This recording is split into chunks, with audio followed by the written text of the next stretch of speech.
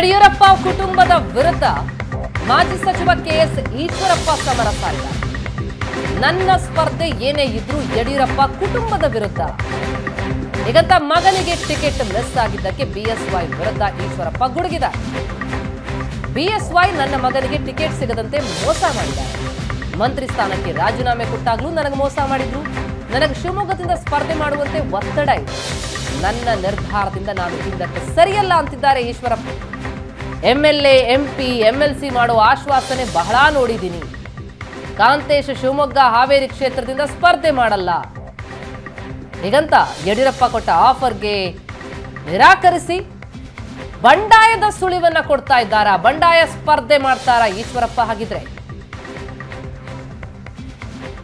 ಯಡಿಯೂರಪ್ಪನವರು ನಮ್ಮವರೇ, ನಮ್ಮ ನಾಯಕರು, ಇದರಲ್ಲಿ ಯಾವ ಅನುಮಾನನೂ ಇಲ್ಲ. ಆದರೆ ನಂಗೆ ಯಾಕೆ ಅನ್ಯಾಯ ಅವ್ರು ಮಾಡಿದ್ರು? ನಾನು ನನ್ನ ಮಗ ಕಾಂತೇಶ್ ಅವ್ರ ಮನೆಗೆ ಹೋದಾಗ ಕಾಂತೇಶಿಗೆ ಹಾವೇರಿ ಟಿಕೆಟ್ ಬೇಕು ಅಂದಾಗ ಹಾವೇರಿ ಟಿಕೆಟು ಕೊಡಿಸ್ತೇನೆ, ಜೊತೆಗೆ ಹಾವೇರಿ ಕ್ಷೇತ್ರ ಓಡಾಟ ಮಾಡಿ ಗೆಲ್ಲಿಸ್ತೇನೆ ಅಂತ ಹೇಳಿದಂಥ ಯಡಿಯೂರಪ್ಪನವರು ಕೊನೇ ದಿನದ ತನಕನೂ ಖಂಡಿತ ಆಗತ್ತೆ ಈಗ MP ಕ್ಯಾಂಡಿಡೇಟ್ ಆಗ್ತಾರೆ ಅಂತ ರಾಘವೇಂದ್ರರವರು, ನಮ್ಮ ರಾಜ್ಯಾಧ್ಯಕ್ಷರಾಗಿರುತ್ತೆ ವಿಜೇಂದ್ರವರು ಕೊನೇ ನಿಮಿಷದ ತನಕನೂ ಹೇಳ್ತಾ ಬಂದರು, ತಪ್ಪಲ್ಲ, ಗ್ಯಾರಂಟಿ ಸಿಗತ್ತೆ ಅಂತ.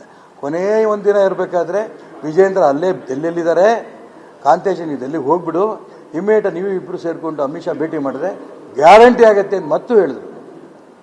ಈ ರೀತಿ ಸುಳ್ಳು ಆಶ್ವಾಸನೆಗಳನ್ನು ಮನಸ್ಸಿನಲ್ಲಿ ಒಂದು ಹೊರಗಡೆ ಒಂದು ಅವತ್ತೇ ಬಂದಾಗ ಇಲ್ಲಪ್ಪ ನಮ್ಮ ಕೈಲಿ ಆಗಲ್ಲ ಈ ಮಾತು ಹೇಳಿಬಿಟ್ಟಿದ್ರೆ ಅವನು ಅಷ್ಟು ಓಡಾಟ ಮಾಡೋಂಥ ಪ್ರಶ್ನೆ ಇಲ್ಲ. ಇವತ್ತು ಅವ್ನು ನಿಂತ್ಕೊಂಡ್ರೆ 100ಕ್ಕೆ 100 ಕಾಂತೇಶಲ್ಲಿ ಗೆಲ್ತಾನೆ.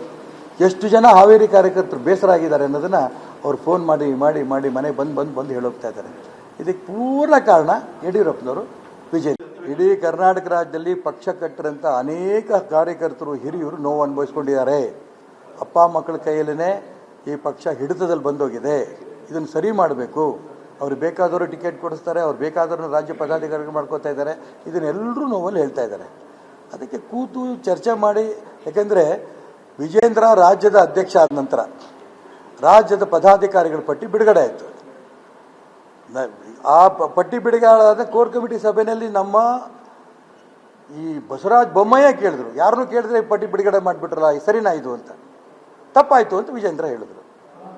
ಇದೊಂದು ಉದಾಹರಣೆ ಹೇಳ್ತಿರೋದು. ಹಾಗಾಗಿ ಭಾಳ ಜನಕ್ಕೆ ನೋವಿದೆ. ಅದನ್ನು ಹೇಗೆ ಸರಿ ಮಾಡಬೇಕಾಗುತ್ತೆ. ಈ ಪಕ್ಷ ಇವತ್ತು ನೆನೆದಲ್ಲ, ಇನ್ನೂ 100 ವರ್ಷ ಈ ಪಕ್ಷ ದೇಶವನ್ನು ಆಳೋದು, ದೇಶವನ್ನು ರಕ್ಷಣೆ ಮಾಡೋಂಥ ಪಾರ್ಟಿ ಇದು. ಹಿರಿಯರೆಲ್ಲ ಇದ್ದಾರೆ, ಕೂತ್ಕೋತಾರೆ. ಈ ತಾತ್ಕಾಲಿಕ ಸಮಸ್ಯೆ ಏನಿದೆ, ನಡವಳಿಕೆ ಏನಿದೆ, ಇದು ಬದಲಾವಣೆ ಮಾಡ್ತಾರೆ. MLC ಮಾಡ್ತೀನಿ, ಅದೇ ಮೊನ್ನೆ MP ಮಾಡಾಯ್ತಲ್ಲ, ಹಾವೇರಿಯಿಂದ ಟಿಕೆಟ್ ಕೊಟ್ಟು ಗೆಲ್ಸದ ಜವಾಬ್ದಾರಿ ನಂದು ಅಂತ ಒಂದ್ಸರಿ ಹೇಳಾಯ್ತಲ್ಲ, ಈಗ MLC ಮಾಡಿ.